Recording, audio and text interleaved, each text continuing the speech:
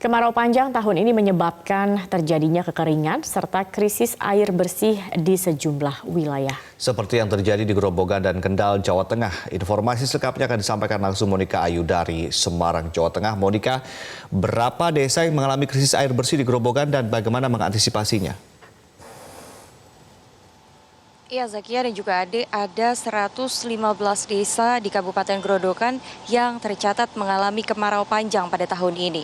Di antara beberapa desa yang sudah mendapatkan bantuan berupa dropping air, ada 4 desa, salah satunya Desa Nglobar yang merupakan desa terluar begitu belum mendapatkan bantuan dropping air sehingga memaksa Direktorat Reserse Kriminal Khusus harus melakukan dropping air sejumlah 8 mobil tangki di desa tersebut.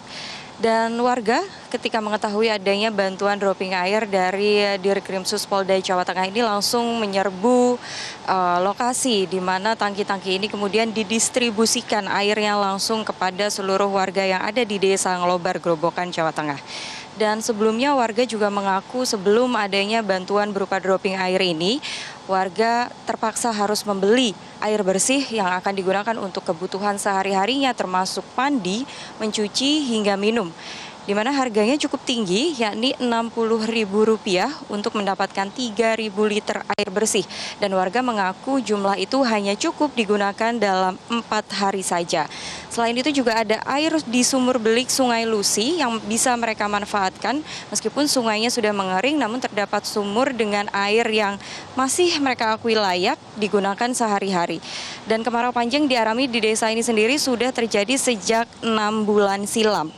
Kemudian juga dari pihak Diskrimsus Polda Jateng sendiri mengaku nantinya akan berkoordinasi dengan Polsek dan juga Polres setempat untuk melakukan bantuan dropping air berkepanjangan hingga kemarau panjang ini selesai, hingga krisis air bersih ini bisa tertangani.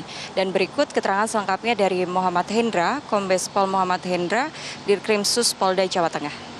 Nanti kita akan berkelanjutan bekerjasama dengan Polres tentunya, ya, dengan Polres, dengan Pemda, dengan Pak Kades, ya, kita pasti akan koordinasi nanti untuk efisiensi itu dari Semarang ke sini kan tidak terlalu jauh mungkin ya. Nah, nanti kita akan kalau ke mana arah yang sekarang kejauhan itu, nah, kita akan koordinasi dengan Polres nanti ya, sama-sama.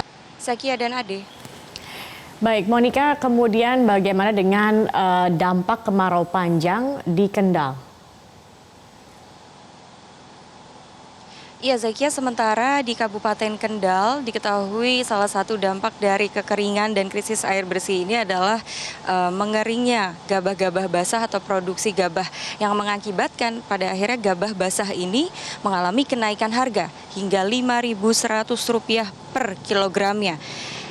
Hasil panen para petani gabah basah ini pun kemudian menurun hingga 70%, di mana 70% ini dipetakan dihasilkan oleh satu petak kurang lebih ukuran setengah hektar hanya menghasilkan gabah basah maksimal 4 ton saja.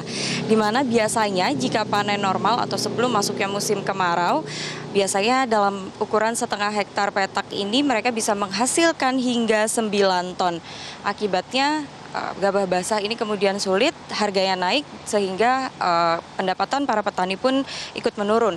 Dan mereka juga mengaku sejauh ini terpaksa harus menggunakan mesin kombi karena jauh lebih efektif dan efisien untuk menghasilkan gabah basah yang berisi dibandingkan dengan menggunakan cara manual dan menghasilkan gabah basah yang kualitasnya kurang baik.